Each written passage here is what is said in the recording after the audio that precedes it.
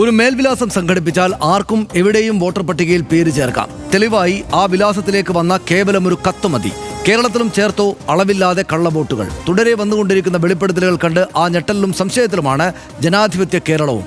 തൃശ്ശൂരിന് പുറമെ ലോക്സഭാ തെരഞ്ഞെടുപ്പിൽ എറണാകുളത്തും ക്രമക്കേട് നടന്നു എന്നാണ് ഇന്ന് പുറത്തുവന്ന ആരോപണം. കോർപ്പറേഷൻ പരിധിയിലുള്ള മുണ്ടംവേലിയിൽ വിദേശത്തുള്ള ഉടമസ്ഥരുടെ വീട്ടു നമ്പറിൽ വ്യാജങ്ങൾ പറഞ്ഞ് പട്ടികയിൽ ചേർത്ത 36 അതിഥി തൊഴിലാളികൾ വോട്ട് ചെയ്തു. തൃശ്ശൂരിലാകട്ടെ സുരേഷ് ഗോപിയുടെ സഹോദരനും കുടുംബത്തിനുമൊപ്പം RSS നേതാവും ഇരട്ട വോട്ടിൽ ആരോപണ നിഴലിലായി. ആദ്യം RDX റാപ്പിലേക്ക്. വോട്ടർ പട്ടിക ക്രമക്കേട് കൂടുതൽ മണ്ഡലങ്ങളിൽ നടന്നതായാണ് പുറത്തുവരുന്ന വിവരങ്ങൾ. രാഷ്ട്രീയ നേതാക്കളുടെ ബന്ധുക്കളുടെ അടക്കം പേരുകൾ ഒന്നിലധികം മണ്ഡലങ്ങളിലെ പട്ടികയിലുണ്ട്. കേന്ദ്ര സഹമന്ത്രി സുരേഷ് ഗോപിയുടെ സഹോദരൻ സുഭാഷ് ഗോപിയും ഭാര്യ റാണിയും തൃശൂരിന് പുറമെ കൊല്ലം ലോക്സഭാ മണ്ഡലങ്ങളിലെയും വോട്ടർമാരാണ്. 6 മാസം മണ്ഡലത്തിൽ സ്ഥിരതാമസക്കാരായിരിക്കണമെന്ന നിബന്ധന അടക്കം അട്ടിമറിച്ചാണ് ഇരുവരും തൃശൂരിലും വോട്ട് ചേർത്തത്. RSS നേതാവ് ഷാജി വരവൂറിനും കുടുംബത്തിനും ആലത്തൂരിലും തൃശൂരിലും ഇരട്ട വോട്ടുണ്ട്. സുരേഷ് ഗോപിയുടെ ഉറ്റ അനുയായിയായ കോട്ടയം പാലാ സ്വദേശി ബിജു പുളിക്കക്കണ്ടത്തിലിനും ഭാര്യയ്ക്കും പാലയിലും തൃശൂരിലും വോട്ടുണ്ട്. എറണാകുളത്തും വലിയ ക്രമക്കേട് നടന്നതായാണ് ആരോപണം. കൊച്ചി കോർപ്പറേഷനിൽ ഉടമകൾ വിദേശത്ത് സ്ഥിരതാമസമാക്കിയൊരു വീടിന്റെ വിലാസത്തിൽ വോട്ട് ചേർത്തതും ചെയ്തതും 36 അതിഥി തൊഴിലാളികളാണ്. വീട്ടുകാരോ നാട്ടുകാരോ അറിയാതെയാണ് ഇത്രയധികം ആളുകൾ വോട്ടർമാരായി എത്തിയത്. സമാന സ്ഥിതി പല ബൂത്തുകളിലും ഉണ്ടെന്നാണ് പരാതി. അതേസമയം വോട്ട് ചോരി ആരോപണത്തിൽ പാർലമെന്റിനകത്തും പുറത്തും പ്രതിഷേധം കത്തുകയാണ്. മിൻത ദേവി 124 നോട്ട് ഔട്ട് എന്ന ടീഷർട്ടും ധരിച്ചാണ് പ്രിയങ്ക ഗാന്ധി അടക്കമുള്ള നേതാക്കൾ ഇന്ന് പാർലമെന്റിലെത്തിയത്. RDX rap news Malayalam.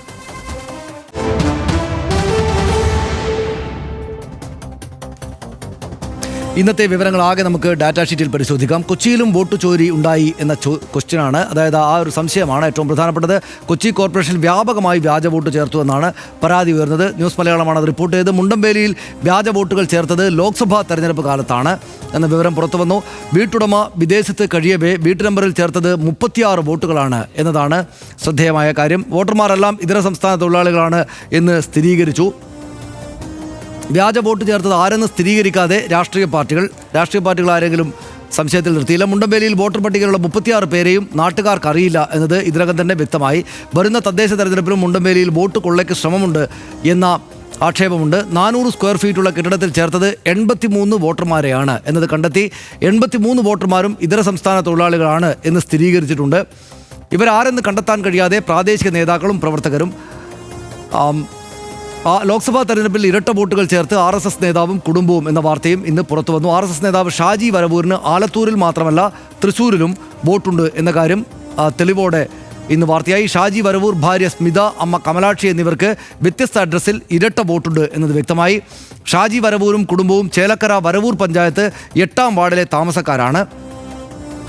RSS നേതാവിൻ്റെ തൃശ്ശൂരിലെ വോട്ട് പൂങ്കുന്നം ഇൻലാൻഡ് ഉദയനഗർ അപ്പാർട്ട്മെൻറ്റിൻ്റെ അഡ്രസ്സിലാണ് എന്നതാണ് ശ്രദ്ധേയമായ കാര്യം. ഷാജി വരവൂർ ഭാരതീയ വിചാര കേന്ദ്രത്തിൻ്റെ തൃശ്ശൂർ മേഖലാ സെക്രട്ടറിയാണ്. ഭാര്യ BJP പ്രവർത്തകയാണ്. ഇതെല്ലാം ഇതിനകം പുറത്തു വന്നിട്ടുണ്ട്. സുരേഷ് ഗോപിയുടെ സഹോദരൻ സുഭാഷ് ഗോപിക്കും ഇരട്ട വോട്ട് എന്നതായിരുന്നു വന്ന ഏറ്റവും ശ്രദ്ധേയമായ മറ്റൊരു വാർത്ത.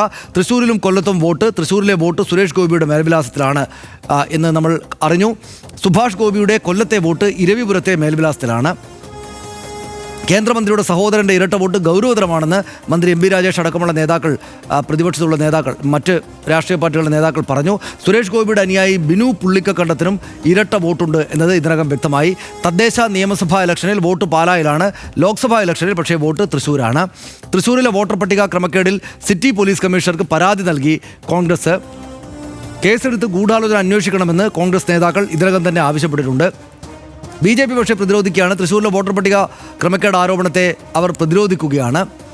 അതിങ്ങനെയാണ്: കരട് പട്ടിക പ്രസിദ്ധീകരിച്ചപ്പോൾ എന്തുകൊണ്ട് പരാതിപ്പെട്ടില്ല എന്നാണ് V മുരളീധരൻ്റെ ചോദ്യം ഇതുമായി ബന്ധപ്പെട്ട് ഇന്ന് വന്നത്. 1.5 ലക്ഷം പുതിയ വോട്ടാണ് 2024 ലോക്സഭാ ഇലക്ഷനിൽ സംസ്ഥാനത്ത് ഏറ്റവും അധികം പുതിയ വോട്ടർമാർ വന്ന തൃശ്ശൂരിൽ 1.5 ലക്ഷം പുതിയ വോട്ടുകളാണ് വന്നത്. പുതിയ വോട്ടർമാർ 1,46,673. കന്നി വോട്ടർമാരായി മാത്രം ചേർത്തത് 34,000-ഓളം പേരെയാണ് എന്ന വിവരം നമ്മൾക്ക് ഇന്ന് പുറത്തു വന്നു. വോട്ട് ചോരി ആരോപണത്തിൽ ഇന്നും പ്രതിഷേധം തുടർന്ന് കോൺഗ്രസ് ദേശീയ തലത്തിൽ തന്നെയും പ്രതിഷേധം തുടരുകയായിരുന്നു. തെരഞ്ഞെടുപ്പ് കമ്മീഷൻ കടമ നിറവേറ്റുന്നില്ല എന്ന് രാഹുൽ ഗാന്ധി വ്യക്തമാക്കി. പ്രതിപക്ഷ പ്രതിഷേധത്തിൽ പാർലമെന്റിന്റെ ഇരുസഭകളും ഇന്നും തടസ്സപ്പെടുന്ന നിലയുണ്ടായി. വോട്ടർ പട്ടികയിലെ 124 വയസ്സുകാരുടെ പേര് പതിച്ച ടീഷർട്ടുകൾ ധരിച്ചാണ് ഈ കോൺഗ്രസ് MPമാർ അടക്കമുള്ളവർ വന്നത്. ബീഹാറിലെ ദരൗണ്ട മണ്ഡലത്തിലെ വോട്ടറാണ് മിൻത ദേവി. തെരഞ്ഞെടുപ്പ് കമ്മീഷന്റെ വോട്ടർ പട്ടികയിൽ മിൻത ദേവിയുടെ പ്രായം 124 വയസ്സാണ് എന്നതാണ്. ഗിന്നസ് റെക്കോർഡിന് നാമനിർദ്ദേശം ചെയ്യുന്നുവെന്ന് കോൺഗ്രസിന്റെ പരിഹാസം ഇതോടൊപ്പമുണ്ട്. ബീഹാറിലെ വോട്ടർ പട്ടികയിൽ വ്യാപക ക്രമക്കേടുണ്ടെന്ന് ചൂണ്ടിക്കാട്ടി ഇന്നും രാഹുൽ ഗാന്ധി. യഥാർത്ഥ പ്രായം 35, അപേക്ഷാ ഫോമിലെ പിശകെന്ന് തെരഞ്ഞെടുപ്പ് ഉദ്യോഗസ്ഥൻ ഈ മിൻത ദേവിയുടെ കാര്യവുമായി ബന്ധപ്പെട്ട് പറഞ്ഞു. ലോകത്തിലെ ഏറ്റവും പ്രായം കൂടിയ വോട്ടർ ഇംഗ്ലണ്ടിലുള്ള എയ്ഥൽ കാറ്റർഹാം ആണ്. 115 വയസ്സുള്ള എന്നൊരു അഡീഷണൽ വിവരം കൂടെ നമ്മുടെ കൈവശമുണ്ട്. ഇതാണ് അവസാനത്തെ വിവരം. ഒരു കൗതുകമാണ്. അങ്ങനെ ആളുണ്ട്, 115 വയസ്സുള്ള വോട്ടറുണ്ട്. ഇതിനകത്ത് ഇന്ന് യോഗേന്ദ്ര യാദവ് കോടതിയിൽ ബീഹാറിലെ പട്ടികയിൽ മരിച്ചവർ എന്ന് കണ്ടെത്തിയ, ഈ ഹരിബറി പട്ടികയിൽ മരിച്ചവർ എന്ന് കണ്ടെത്തിയ 2 ആളുകളെ കോടതിയിൽ ഹാജരാക്കി. എന്നിട്ട് കോടതിയോട് പറഞ്ഞു, ഇവരാണ് മരിച്ചു എന്ന് ബീഹാറിലെ പട്ടിക പറയുന്നത്, പക്ഷേ അവർ ജീവനോടെയുണ്ട് എന്ന്. ഇത് കുറച്ചുകൂടെ ഗൗരവമാവുകയാണ്. എനിക്ക് തോന്നുന്നു കേരളത്തിലെ കാര്യമാണെന്ന് തോന്നുന്നു പരിശോധിക്കേണ്ടത്. BJP ആണ് ഇക്കാര്യം സംഘടിതമായിട്ടും കൃത്യമായിട്ടും ചെയ്തത് എന്ന കാര്യത്തെ ഉറപ്പിക്കുകയല്ലേ ഇന്ന് വന്ന വിവരങ്ങൾ? തീർച്ചയായും. അതായത് തൃശ്ശൂർ മണ്ഡലത്തിൽ നിന്ന് വന്ന വിവരങ്ങൾ ആ നിലയ്ക്ക് തന്നെയാണ് നമ്മൾ മനസ്സിലാക്കേണ്ടത്. കാരണം സുരേഷ് ഗോപിയുടെ ഡ്രൈവർക്ക് 2 മണ്ഡലത്തിൽ വോട്ടുണ്ട്. സുരേഷ് ഗോപിയുടെ സഹോദരന് മാത്രമല്ല, സഹോദരനും കുടുംബത്തിനും 2 മണ്ഡലങ്ങളിൽ വോട്ടുണ്ട്. അതുപോലെ RSSൻ്റെ ഒരു പ്രമുഖ നേതാവിന് ചേലക്കരയിലെ മണ്ഡലത്തിലും ഇവിടെയും വോട്ടുണ്ട്. മാത്രമല്ല, മറ്റു ചില മാധ്യമങ്ങൾ കൂടി ഇതുമായി ബന്ധപ്പെട്ടുള്ള ചില വാർത്തകൾ പുറത്തു കൊണ്ടുവന്നിരുന്നു. അത് ഈ നേരത്തെ ഈ 9 വോട്ടർമാരെ ഒരു സ്ത്രീയുടെ ഫ്ലാറ്റിൻ്റെ അഡ്രസ്സിൽ അവിടെ ചേർത്തു എന്നുള്ള ഒരു വിവാദം വന്നിരുന്നല്ലോ. ആ 9 വോട്ടർമാർ ആരാണെന്ന് അന്വേഷിച്ച് പോകുമ്പോൾ ആ ആളുകൾ ചേലക്കര മണ്ഡലത്തിൽ താമസക്കാരാണ്. ചേലക്കര മണ്ഡലത്തിലെ BJP പ്രവർത്തകരാണ് ഇപ്പുറത്ത് വോട്ട് ചേർത്തിരിക്കുന്നത് നിന്ന് ഇപ്പോൾ സ്ഥിരീകരിച്ചിട്ടുണ്ട്. അപ്പോൾ അങ്ങനെ ഏതാണ്ട് BJP ആ കാര്യത്തിൽ തന്ത്രപരമായ ഒരു ഇടപെടൽ ആ നിലയ്ക്ക് നടത്തി. BJP അതിനെ തന്ത്രപരമായ ഇടപെടൽ എന്നാണ് വിശേഷിപ്പിക്കുന്നതും വിലയിരുത്തുന്നതും തന്നെയാണ് എനിക്ക് തോന്നുന്നത്. BJP നേതാക്കളുടെ പ്രതികരണമാണ് ഞാനിന്ന് കൂടുതൽ കൗതുകത്തോടെ കണ്ടത്. MT രമേശ് ഇന്ന് പറഞ്ഞത് ഇത് കൊതിക്കറുവാണ് എന്നാണ് പറഞ്ഞത്. അതേസമയം ഇപ്പുറത്ത് V മുരളീധരൻ പറഞ്ഞത് ഞങ്ങളല്ല ഇതിന് ഉത്തരവാദി. ആരാണ് ഇതിൻ്റെ ഈ ഉദ്യോഗസ്ഥരാരാണ്?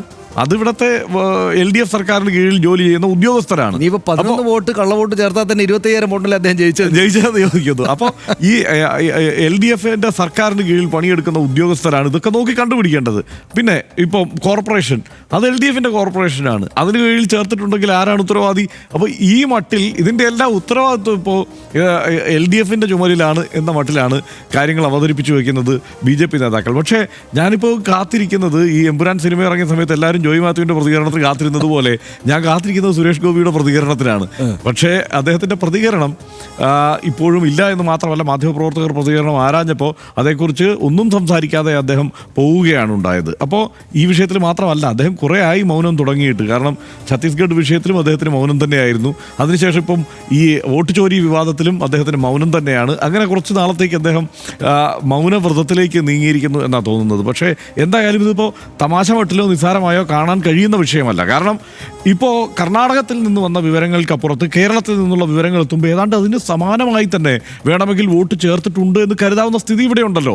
189 വോട്ടുകൾ ആൾതാമസമില്ലാത്ത സ്ഥലത്ത് ചേർക്കുന്നു. അതുമാത്രമല്ല, ഇപ്പോൾ ഒരു വീട്ടിൽ താമസിക്കുന്ന ആളുകൾ അറിയാതെ ആ വീടിൻ്റെ പേരിൽ 9 പേരെ വോട്ടർമാരെ ചേർക്കുന്നു. ഇനി അതിനേക്കാൾ വലിയ കാര്യമല്ലേ സനീഷ്? ഇന്നിപ്പോൾ എറണാകുളത്ത് നിന്ന് വന്നിരിക്കുന്ന വിവരങ്ങൾ ഇതര സംസ്ഥാന തൊഴിലാളികൾ ഇപ്പോൾ ഒരു സ്ഥലത്ത്, ഇപ്പോൾ കേരളത്തിൽ നിന്ന് പോകുന്ന മലയാളികൾ വേറെ ഏതെങ്കിലും ഒരു സ്ഥലത്ത് പോയി താമസിച്ച് കുറേ കാലം കഴിയുമ്പോൾ അവിടെ വോട്ടൊക്കെ ആവും. അവിടെ പ്രധാനപ്പെട്ട വാർത്തയുണ്ട് ഹർഷ. അതായത് തൃശ്ശൂരിൽ CPMന്റെ ജില്ലാ കമ്മിറ്റി ഓഫീസിലേക്ക് BJP പ്രവർത്തകർ മാർച്ച് നടത്തുകയാണ്. അതിൻ്റെ ദൃശ്യങ്ങളുണ്ടെങ്കിൽ അത് കാണിക്കാൻ വരുന്നതാ. നേരത്തെ സുരേഷ് ഗോപിയുടെ ഓഫീസിലേക്ക് മാർച്ച് നടത്തിയതിൻ്റെ പ്രതികാരമായിട്ടാണ്. അതെ.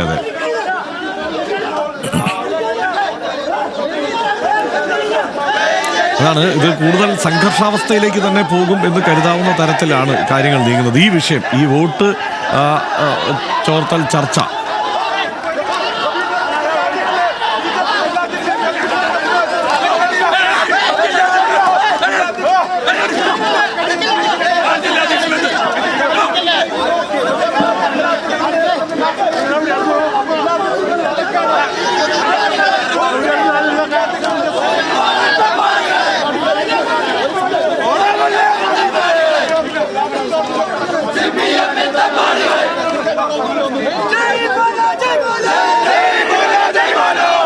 എനിക്ക് തോന്നുന്നു സരീഷ, ഇതിൽ ഏറ്റവും കൗതുകകരമായ കാര്യം ഈ വോട്ട് വിവാദത്തിൽ, ഇപ്പോൾ ഈ പറയുന്ന വോട്ട് ചോരി വിവാദത്തിൽ ആദ്യമായി BJPക്ക് ഒരു സമരം ചെയ്യാൻ അവസരം കിട്ടിയിരിക്കുകയാണ്.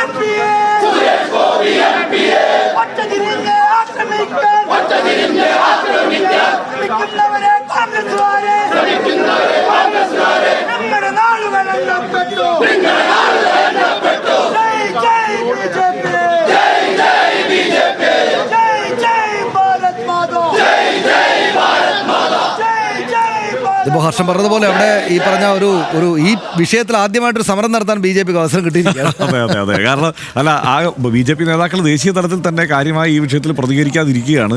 അപ്പോൾ അത് മാത്രമല്ല, ഇതിപ്പോൾ കോൺഗ്രസ് നേതൃത്വം തൃശ്ശൂരിലെ കാര്യവും കൂടുതൽ കാര്യമായി അന്വേഷിക്കണം എന്നാവശ്യപ്പെട്ടിട്ടുണ്ട് ദേശീയ നേതൃത്വം. അതിൻ്റെ അടിസ്ഥാനത്തിൽ തൃശ്ശൂരിൽ കോൺഗ്രസ് ഈ മുഴുവൻ വോട്ടർ പട്ടികയും എടുത്ത് പരിശോധിക്കാൻ വേണ്ടിയിട്ടുള്ള ഒരു ശ്രമം നടത്തിക്കൊണ്ടിരിക്കുകയാണ്. ഇപ്പോഴും തെരഞ്ഞെടുപ്പ് കമ്മീഷൻ ഈ കാര്യത്തിൽ സ്വീകരിച്ചിരിക്കുന്ന സമീപനവും നമ്മൾ ഓരോ നിമിഷവും പറഞ്ഞു പോകണം സനീഷ. കാരണം ഈ ബീഹാറിന്റെ വിഷയത്തിൽ അവിടെ കോടതിയിൽ വാദിച്ചുകൊണ്ടിരിക്കുകയാണല്ലോ. അപ്പോഴാണ് മരിച്ചുപോയ ആളുകളെ, പട്ടികയിൽ മരിച്ചുപോയ ആളുകളെ കോടതിയിൽ യോഗേന്ദ്ര യാദവ് ഹാജരാക്കിയിരിക്കുന്നത്. അതായത് ഇതിൻ്റെ ഈ പ്രക്രിയയിൽ തെരഞ്ഞെടുപ്പ് കമ്മീഷന് എല്ലാ കാലത്തും വീഴ്ചയുണ്ടായിട്ടുണ്ട്. ഈ പുതിയ കാലത്ത് കൂടുതൽ ഗുരുതരമായ വീഴ്ചയുണ്ടായിട്ടുണ്ട് എന്തെങ്കിലും സമ്മതിക്കണമല്ലോ. കാരണം അതായത് ഇനിയിപ്പോൾ ഈ തെരഞ്ഞെടുപ്പിനെ മൊത്തത്തിൽ അട്ടിമറിക്കാൻ വേണ്ടി തെരഞ്ഞെടുപ്പ് കമ്മീഷൻ ഇടപെട്ടു, അല്ലെങ്കിൽ കേന്ദ്ര സർക്കാരുമായി ചേർന്ന്, അല്ലെങ്കിൽ BJPയുമായി ചേർന്ന് ആ നിലയ്ക്ക് ഇടപെട്ടു എന്നതൊന്നും ഏതായാലും തൽക്കാലം സമ്മതിച്ചു തരാൻ കഴിയില്ല. പക്ഷേ ഈ പ്രക്രിയയിൽ ചില പിഴവുണ്ടായിട്ടുണ്ടെന്നെങ്കിലും സമ്മതിച്ചു തരാതെ, അതേക്കുറിച്ച് മൗനം പാലിക്കുകയും ചൂണ്ടിക്കാട്ടിയ പിഴവുകളെക്കുറിച്ച് ഒന്നും പറയാതെ അതിലെ പ്രയോഗങ്ങളെക്കുറിച്ച് മാത്രം പ്രതികരിക്കുകയും ചെയ്യുന്നു എന്നുള്ളതാണ് തെരഞ്ഞെടുപ്പ് കമ്മീഷൻ ഇപ്പോൾ ചെയ്തുകൊണ്ടിരിക്കുന്നത്. കേരളത്തിൽ ഞാൻ പറഞ്ഞു വന്ന കാര്യം, ഇവിടെ എറണാകുളത്ത് ഇപ്പോൾ ചേർത്തിരിക്കുന്ന വോട്ടർമാരുടെ എണ്ണം കണ്ടില്ലേ? അതേ 400 സ്ക്വയർ ഫീറ്റ് ഉള്ള ഒരു കെട്ടിടത്തിൽ 83-84 വോട്ടർമാരെ ചേർത്തിക്കുകയാണ്. ഇതര സംസ്ഥാന തൊഴിലാളികളെ മറ്റു സ്ഥലത്ത് ജോലിക്കൊക്കെ പോകുമ്പോൾ അവർ വോട്ടൊക്കെ ചേരും, അവിടെ വോട്ട് ചെയ്യും. ആ നാടുമായി എത്രയും ഇടപഴകി ജീവിക്കുമ്പോൾ അങ്ങനെയൊക്കെ സംഭവിക്കും, സ്വാഭാവികമാണ്. ഇപ്പോൾ എൻ്റെ നാട്ടിലൊക്കെ ധാരാളം തമിഴ്നാട്ടിൽ നിന്ന് വന്ന് അവിടെ തൊഴിലെടുത്ത് ജീവിക്കുന്ന ആളുകളൊക്കെ അവിടെ വോട്ട് ചേർത്തിട്ടൊക്കെയുണ്ട്. അതുപോലെ നമ്മൾ മലയാളികൾ മറ്റു പല സ്ഥലത്തും പോയി വോട്ട് ചെയ്ത് അങ്ങനെ മുന്നോട്ട് പോകുന്നുണ്ട്. ഇത് പക്ഷേ അങ്ങനെ നമുക്ക് കണക്കാക്കാനാവില്ല. ഇവരാരാന്ന് കണ്ടെത്താൻ പറ്റുന്നില്ല. ഇപ്പോൾ ഇവിടെ വോട്ട് ചേർത്തിട്ടുള്ള ആളുകൾ ആരാണ് എന്ന് കണ്ടെത്താൻ, അത് ആരുകൊണ്ട് ചേർത്തതാണ്, ഏത് രാഷ്ട്രീയ പാർട്ടിയാണ് ചേർത്തതെന്ന് പോലും തിരിച്ചറിയാനാവാത്ത സ്ഥിതി കേരളത്തിലുണ്ട്. അപ്പോൾ ഇവിടെ എന്ന് പറയുമ്പോൾ കേരളത്തിൻ്റെ സ്ഥിതി മറ്റൊന്നു കൂടിയാണ്. എത്ര ലക്ഷക്കണക്കിന് തൊഴിലാളികൾ, ഇതര സംസ്ഥാന തൊഴിലാളികൾ ജോലി ചെയ്യുന്ന സംസ്ഥാനമാണെന്ന് കൂടി ഓർക്കണം. അപ്പോൾ അത്രയും ലക്ഷക്കണക്കിന് തൊഴിലാളികൾ ജോലി ചെയ്യുന്ന സംസ്ഥാനം എന്ന നിലയ്ക്ക് കേരളത്തിലെ രാഷ്ട്രീയ കക്ഷികൾ ഈ കാര്യത്തിൽ കൂടുതൽ ഗൗരവം കാട്ടേണ്ടതുണ്ട്. ഇത് ഒരു കാര്യം കൂടിയുണ്ട് കേരളത്തിൽ നിന്നത് പറഞ്ഞ് ഞാൻ അവസാനിപ്പിക്കാം. കാരണം കേരളത്തിൽ ഈ കണ്ടെത്തിയിരിക്കുന്ന വിവരങ്ങൾ വലിയൊരു അപകട സൂചന തരുന്നുണ്ട്. അതെന്താണെന്നറിയാമോ? ഈ രാഷ്ട്രീയ പ്രക്രിയയിൽ കേരളത്തിലെ രാഷ്ട്രീയ പാർട്ടികൾ എത്രത്തോളം ദുർബലമായാണ് ഇപ്പോൾ ഇടപെടുന്നത് എന്നതിൻ്റെ സൂചന കൂടിയാണ്. മുമ്പൊക്കെ ഓരോ വോട്ടർമാരും ആരാണെന്നുള്ളത് അതാത് പ്രദേശത്തെ രാഷ്ട്രീയ പ്രവർത്തകർക്ക് അറിയാമായിരുന്നു. ഇപ്പോൾ അത് അറിയാവുന്ന ഒരു സ്ഥിതിയില്ല. അതുകൊണ്ടാണല്ലോ ഇങ്ങനെയൊക്കെ സംഭവിക്കുന്നത്. കൂടുതൽ ഊർജ്ജസ്വലതയോടെ ഇത്തരം ഇടപെടൽ നടത്താൻ BJP ഒരു ദേശീയ പദ്ധതിയുടെ ഭാഗമായി ഇടപെടുന്നു എന്ന് പോലും നമ്മൾ സംശയിച്ചാൽ ആ നിലയ്ക്ക് ഇടപെടാൻ അവർക്ക് കഴിയുന്നുണ്ട് എന്നുള്ളത് കൂടിയാണ് പ്രത്യേകത. അപ്പോൾ വരാനിരിക്കുന്ന തെരഞ്ഞെടുപ്പുകൾ, 2 തെരഞ്ഞെടുപ്പുകൾ തൊട്ടടുത്ത് വരാനിരിക്കുകയാണ്. രാഷ്ട്രീയ പാർട്ടികൾ ഗൗരവത്തോടെ ഇതിനെ സമീപിച്ചാൽ കൂടുതൽ തെരഞ്ഞെടുപ്പ് അട്ടിമറികളില്ലാതെ കൃത്യമായി ജനഹിതം എന്താണ് എന്ന് നമുക്ക് മനസ്സിലാക്കാൻ കഴിയും. ഇതിലിപ്പോൾ നമ്മുടെ സംസ്ഥാനത്തിൻ്റെ പല സവിശേഷതകളും നമ്മൾക്ക് പാരയായിട്ട് വരുന്ന പല സാഹചര്യങ്ങളുണ്ടല്ലോ. ആരോഗ്യ മേഖലയിൽ, വിദ്യാഭ്യാസ മേഖലയിൽ നമ്മൾ ദേശീയ തലത്തിലുള്ള നല്ല നമ്പേഴ്സ് ഉണ്ടാക്കുമ്പോൾ അതിന് കണക്കായിട്ടുള്ള ഫണ്ട് കിട്ടാതിരിക്കുന്ന അവസ്ഥ. അതുപോലെ രാജ്യത്ത് തന്നെയും ഏറ്റവും കൂടുതൽ ഇതര സംസ്ഥാന തൊഴിലാളികൾക്ക് വന്ന് ജോലി ചെയ്യാനുള്ള സൗകര്യമുള്ള, അവർ പ്രിഫർ ചെയ്യുന്ന ഒരു മനോഹരമായ സ്ഥലമാണ് കേരളം. അത് നമ്മുടെ പോസിറ്റീവായിട്ട് കാര്യം. ആ പോസിറ്റീവായിട്ട് കാര്യം യഥാർത്ഥത്തിൽ നമ്മുടെ ഈ കേരളത്തെ രൂപപ്പെടുത്തിയ രാഷ്ട്രീയ സാഹചര്യത്തെ ആകെ അട്ടിമറിക്കുന്ന, ജനാധിപത്യത്തെ അട്ടിമറിക്കുന്ന ഒരു സംവിധാനത്തിൻ്റെ കാര്യത്തിലേക്ക് പോവുക എന്നത് ഉണ്ടാകാതിരിക്കാൻ രാഷ്ട്രീയ പാർട്ടികൾ നല്ലോണം ശ്രദ്ധിക്കണം. ഇതിനകത്ത് പക്ഷേ എനിക്കിത് കുറേയേറെ വളരെ സീരിയസ് ആയിട്ടുള്ള കാര്യമാണ്. പക്ഷേ ചില തമാശകളും തോന്നി. അതായത് നമ്മളിപ്പോൾ നിലമ്പൂരിൽ വോട്ടുണ്ടായിരുന്നെങ്കിൽ ഞാൻ സ്വരാജിന് ചെയ്യുമായിരുന്നു എന്നൊരു ക്യാമ്പയിന് ഇവിടെ എഴുത്തുകാരും സാംസ്കാരിക പ്രവർത്തകരൊക്കെ നടത്തിയുള്ളൂ. വലിയ തോതിൽ കോൺഗ്രസ്സുകാർ അത് മറ്റുമൊക്കെ വിമർശിക്കുന്ന പരിഹസിക്കുന്ന ഒരു നിലയുണ്ടായി. നിലമ്പൂരിൽ വോട്ടുണ്ടായിരുന്നെങ്കിൽ എന്ന് പറഞ്ഞിട്ട് സോഷ്യൽ മീഡിയ കാർഡുകളൊക്കെ വ്യാപകമായിട്ട് ഇത് CPM ഒക്കെ തിയറി പറയും. അതായത് നിലമ്പൂരിൽ വോട്ടുണ്ടായിരുന്നെങ്കിൽ ഞാൻ സ്വരാജിന് വോട്ട് ചെയ്യുമായിരുന്നു എന്ന് ഒരു തത്വം പറയും. BJP-ക്കാർ തത്വം പറഞ്ഞിട്ടില്ല, നേരെ തൃശ്ശൂരിൽ വോട്ട് കൊണ്ട് ചേർത്തൊക്കെ ചെയ്യാണ്. അതായത് ഇപ്പോൾ BJP ഹർഷനെയോ അന്യോ സ്ഥാനാർത്ഥിയാക്കിയാൽ നമ്മുടെ ആദ്യത്തെ പണി എന്താണ്? നമ്മൾ സംസ്ഥാനത്ത് എല്ലാ സ്ഥലത്തുമുള്ള മനുഷ്യരെ, നമുക്ക് പരിചയമുള്ള ആളുകളെ ചെന്ന് അവരെ വോട്ട് പിടിക്കണം ആദ്യം. അതായത് മറ്റെല്ലാവർക്കും അതാത് മണ്ഡലങ്ങൾ ഇറങ്ങിയിട്ട് അവിടുത്തെ വോട്ടർമാരുടെ വോട്ട് പിടിച്ചാൽ മതിയെങ്കിൽ നമുക്ക് BJP സ്ഥാനാർത്ഥിയാണ് നമ്മളെങ്കിൽ നമ്മുടെ പണി അതല്ല. നമ്മളെല്ലാ സംസ്ഥാനത്ത് എല്ലാ സ്ഥലത്തും പോയിട്ട് വോട്ട് പിടിക്കണം. എന്നിട്ട് അവരെ വാടകയ്ക്ക് സ്ഥലം എടുത്തിട്ട് ഈ മണ്ഡലത്തിൽ കൊണ്ടുവന്ന് താമസിപ്പിക്കണം. ഇതൊക്കെ ശരിയാണെങ്കിൽ എന്നിട്ട് നമുക്ക് മറ്റെല്ലാവർക്കും അവിടെ വോട്ട് ചിലവാക്കാനും അവിടെ സ്ഥാനാർത്ഥിക്കും മറ്റും താമസിക്കാനുള്ളൊരു സൗകര്യം ഉണ്ടായാൽ മതിയെങ്കിൽ നമ്മൾ BJP-യുടെ സ്ഥാനാർത്ഥികളാണ് നമ്മളെങ്കിൽ നമ്മൾ അവിടെ ഈ വോട്ടർമാരെ താമസിപ്പിക്കാനുള്ള വാടക വീട് സംഘടിപ്പിക്കണം, അതിന് പണം ചിലവാക്കണം. അവരുടെ ലെഡ്ജറിൽ മാത്രം ഈ തെരഞ്ഞെടുപ്പ് കണക്കെഴുതുന്ന അവരുടെ പുസ്തകത്തിൽ മാത്രം വോട്ടർമാരുടെ വാടക വീട് ഇത്ര പൈസ എന്നൊരു കോളം കൂടെ ഒഴിച്ചു വെക്കേണ്ട സാഹചര്യമാണുള്ളത്. അതാണ് ഈ വരുന്ന കാര്യങ്ങളെല്ലാം തെളിയിക്കുന്നതാണ്. അതായത് ഇതിനകത്ത് ഈ നമ്മുടെ RSSൻ്റെ നേതാവിൻ്റെ ഒരു പ്രതികരണം ഞാൻ കണ്ടത്, അദ്ദേഹം പറഞ്ഞത്, രാജു എന്നല്ല അദ്ദേഹത്തിൻ്റെ പേര്, അദ്ദേഹം പറഞ്ഞത് എനിക്ക് സുരേഷ് ഗോപിക്ക് വോട്ട് ചെയ്യണമെന്ന് ആഗ്രഹം ഉണ്ടായിരുന്നു, അപ്പോൾ ഞാൻ ചേർത്തു എന്നാണ്. അതായത് ലീഗലി ഇതിനെ എന്താണ് ഇപ്പോൾ എന്താ ചെയ്യുക, ലീഗലി ഇത് ചെയ്യാൻ പറ്റുന്ന സാഹചര്യമല്ല, പക്ഷേ ഇത് ഈ നിലക്കാണ് കാര്യങ്ങൾ പോകുന്നത്. പിന്നെ നേരത്തെ പറഞ്ഞതുപോലെ ധാർമ്മികതയുടെ പ്രശ്നം കൂടിയുണ്ട്. ധാർമ്മികതയുടെ പ്രശ്നമുണ്ട്. സീരിയസ് ആയിട്ടുള്ള കാര്യം എന്താണെന്ന് വെച്ചാൽ ഞാൻ പറയുന്നത്, സുരേഷ് ഗോപി മിണ്ടുന്നില്ല. സുരേഷ് ഗോപിക്ക് മിണ്ടാതിരിക്കാൻ ഓരോ അവകാശവും ഇല്ല. സുരേഷ് ഗോപി ഒരു രാഷ്ട്രീയക്കാരനാണ്. അദ്ദേഹം പഴയ പോലെ സൂപ്പർ താരമായിട്ട് മോഹൻലാലോ മമ്മൂട്ടിയോ ഇരിക്കുന്നത് പോലെ മാത്രം ഇരിക്കുന്നതാണെങ്കിൽ അവർ പ്രതികരിക്കേണ്ട സ്ഥലത്ത് അവർ പ്രതികരിച്ചാൽ മതി. ആർക്കും പോയിട്ട് നിങ്ങൾ മിണ്ടൂ, ഈ കാര്യത്തെപ്പറ്റി പ്രതികരിക്കൂ എന്ന് പറയാൻ പറ്റില്ല. പക്ഷേ സുരേഷ് ഗോപി രാഷ്ട്രീയ പ്രവർത്തകനാണ്. എന്ന് വെച്ചാൽ നാട്ടുകാരുടെ ചെലവിൽ ജീവിക്കുന്ന ആളാണ്, നാട്ടുകാരോട് വിനയത്തോടെ പെരുമാറേണ്ടുന്ന ആളാണ്, നാട്ടുകാരുടെ പ്രശ്നങ്ങളിൽ വർത്തമാനം പറയാനുള്ള ഒരു ഉത്തരവാദിത്തമുള്ള ആളാണ് സുരേഷ് ഗോപി.